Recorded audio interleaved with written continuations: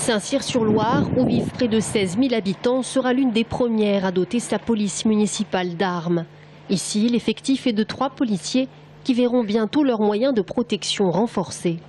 Sur la police municipale de Saint-Cyr, on veut renforcer les moyens. D'abord, on a commandé, parce qu'on avait des vieux gilets, des gilets très performants. Pour le maniement d'une arme, on forme nos personnels, on les habitue, on voit. Et on peut très bien avoir des armes avec des balles qui ne soient pas létales, mais qui soient capables de mettre quelqu'un hors d'état d'agir. Et c'est déjà le cas à Tours, où la police municipale est armée.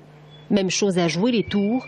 Ballon-Méré, quant à elle, a émis le souhait de passer à l'armement de ses agents.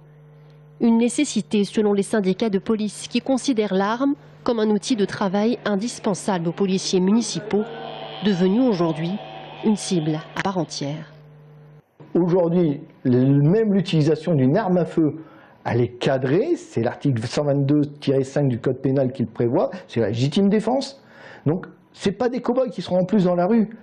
Et aujourd'hui, ce qui nous met encore le plus en colère, c'est que, on le sait, les politiques le savent, les responsables politiques le savent. Les élus en première ligne savent que le travail du policier municipal se situe sur la voie publique. Ce n'est pas quelqu'un qui est caché derrière un bureau, c'est quelqu'un qui est au-devant des appels. Pour armer sa police municipale, un maire doit environ débourser 1 700 € par agent pour une formation de 10 jours minimum. Un budget important qui pourrait rendre frileux certains élus. À ce jour, en Indre-et-Loire, une dizaine de communes sur 30 ont armé leur police municipale d'armes à feu. D'autres communes pourraient bien sauter le pas dans les prochains mois.